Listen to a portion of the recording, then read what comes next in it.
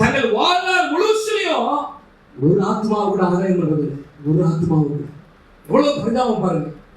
95% கிறிஸ்தவர்கள் தங்கள் வாழ்நாள் முழுவதிலும் ஒரு ஆத்மாவை கூட கிறிஸ்தவனை நடத்தி ஞானஸ்நானத்துக்காக நடத்தி அவர்களை சீஷர்களாக மாற்றுவதில்லை. 80% கிறிஸ்தவர்கள் வாழ்நாள் சுவிசேஷத்தை அறிவிப்பதே இல்லை. இது கூட அறிவிக்கிறாங்க சிலர், ஆனா கர்த்தரிடத்தில் நடத்தி ஞானஸ்நானம் நடத்தி சீஷர்களாக மாற்றுவதில்லை. 95% மக்கள் செய்வதில்லை. 80% கிறிஸ்தவர்கள் தொடர்ந்து சுவிசேஷத்தை அறிவிப்பதே இல்லை. 2% மக்கள் தான் ஏதோ ஆண்டவருக்காக பணி செய்கிறாங்க. நம்முடைய விருப்பம் உலக விருப்பமா இருக்கு. 9, 8, 7, 5, 6 அப்படின்னு தான் நம்ம போய்விடும். நம்முடைய வாழ்க்கையில் என்ன விருப்பம்? ஆத்துமாக்கள். அல்லேலூயா. எப்படி சொல்றாரு, கொக்கோலா பார்த்துருக்கீங்களா? கொக்கோலா எத்தனை பேர் கொக்கோலா குடிச்சிருக்கீங்க? நீங்க குடிச்சிருக்கீங்க? நிறைய குடிச்சிருக்கோம். நிறைய குடிச்சிருக்கீங்க. அதாவது இந்த உலகத்துல நல்ல கவனிங்க, 97% மக்கள், உலகத்துல 800 கோடி மக்கள் இருக்கிறாங்க, 97% மக்கள் இந்த கொக்கோ கோலாவை குறித்து கேள்விப்பட்டிருக்கிறாங்க. என்ன பண்ணிருக்காங்க? கொக்கோ கோலான்னு ஒண்ணு இருக்குன்னு கேள்விப்பட்டிருக்காங்க. எத்தனை பேர் கேள்விப்பட்டிருக்கீங்க? எல்லாரும் கேள்விப்பட்டிருக்கீங்க. அதே மாதிரி 91% அப்படின்னா 700 கோடிக்கு 50 கோடிக்கு மேலான மக்கள் கேள்விப்பட்டிருக்கிறாங்க. சரியா? 72% மக்கள், எத்தனை மக்கள்? 72% மக்கள் என்ன செஞ்சிருக்காங்க? கொக்கோ கோலா பார்த்திருக்காங்க. என்ன செஞ்சிருக்காங்க? பார்த்திருக்காங்க. 97 கேள்விப்பட்டவங்க, 72 பார்த்திருக்காங்க. 51% மக்கள் பயன்படுத்தி அதை குடிச்சிருக்காங்க. 51% உலக ஜனத்தொகையில் 51% மக்கள் கொக்கோ கோலாவை குடிச்சிருக்காங்க, பயன்படுத்திருக்காங்க. ஆனா கொக்கோ கோலா உலகத்தில் அறிமுகப்படுத்தி 140 வருஷம் ஆகும். அத்தனை மக்கள் பார்த்திருக்காங்க, கேள்விப்பட்டிருக்காங்க. ஆனா இயேசுவை இந்தியாவுக்கு சுமந்து கொண்டு தோமா கிபி 52 வந்தாரு. கிட்ட 2000 வருஷம் ஆச்சு. அநேக மக்கள் இயேசுவை பார்க்கல, ருசிக்கல, அறியல. காரணம் யாரு? நீங்கள் நானும். அதாவது சொல்றாரு, சுவிசேஷம் அறிவிக்கிறத கொக்கோலா கம்பெனி கொடுத்திருந்தா அவன் வேகமா தீவிரமா செஞ்சிருப்பான்.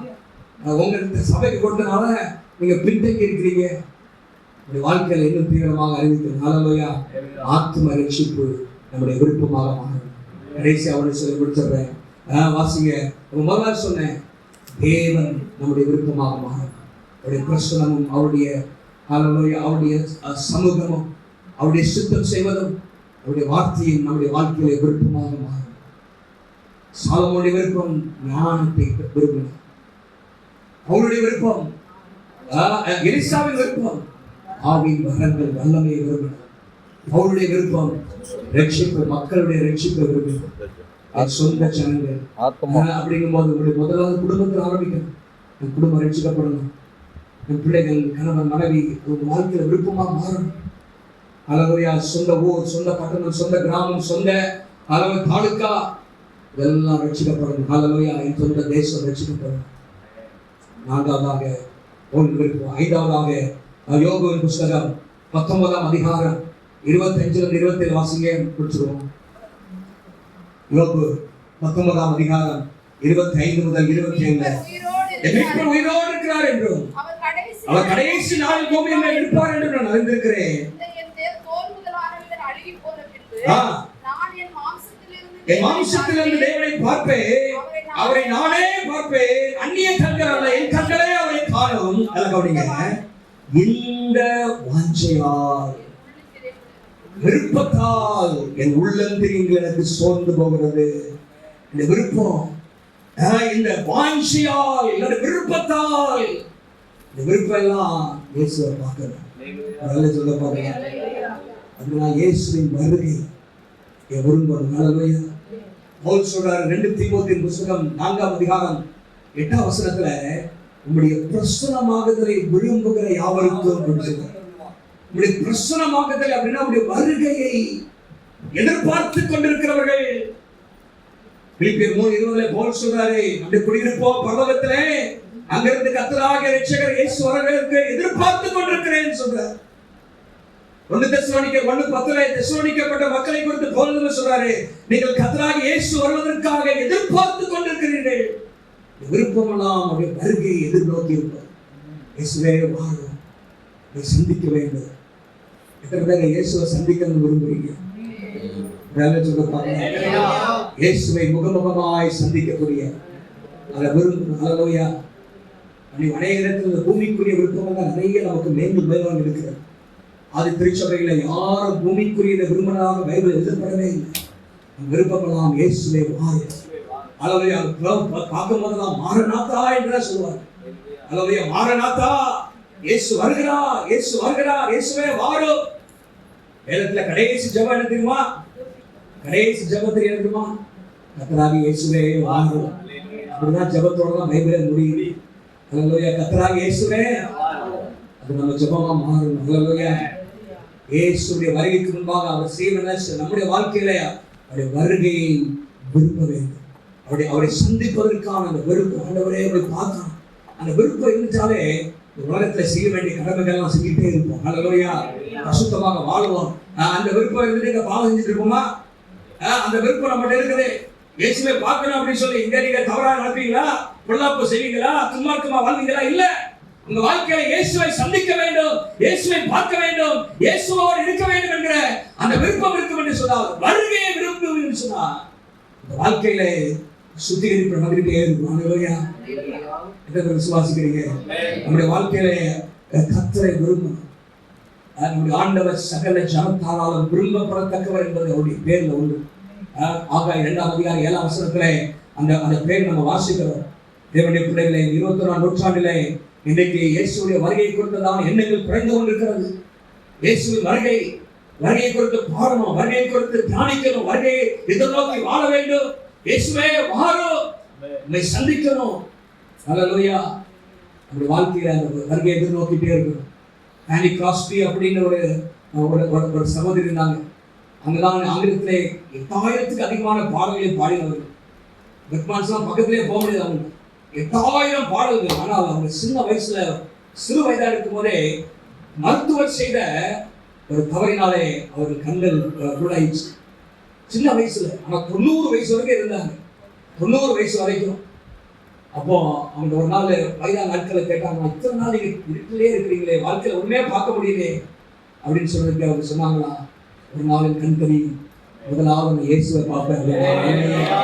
ஒரு நாளின் கண் தெரியதான் போகிறது, முதலாவது இயேசுவை பார்ப்பேன் அப்படின்னாங்க. நல்லபடியா இயேசுவை பார்ப்பேன். அந்த வாஞ்சிலேயே வாழ்க்கையை ஓட்டிட்டு இருக்கிறாங்க.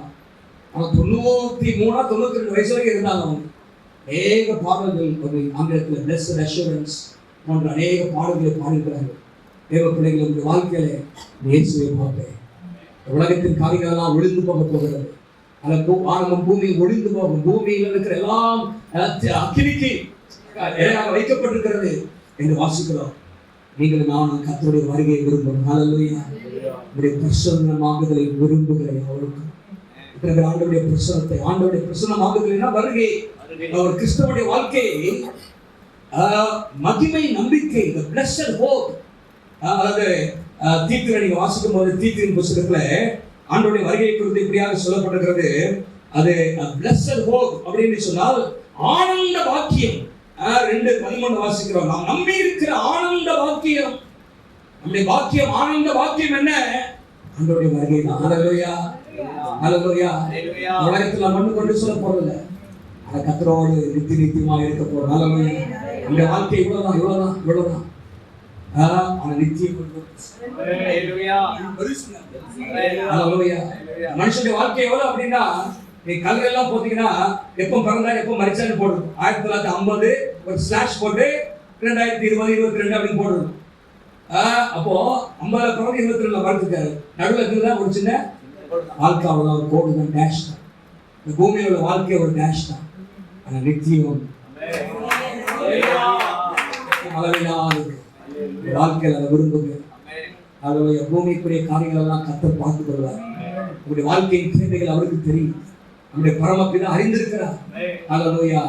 இவைகளை பரிசுத்தவான்கள் வேதத்திலே விரும்புவதை நீங்கள் விரும்புவீங்கன்னு சொன்னா உங்க வாழ்க்கை ஒரு புரட்சிகரமான வாழ்க்கையாக மாறும், ஆசீர்வாதமான வாழ்க்கையாக மாறும்.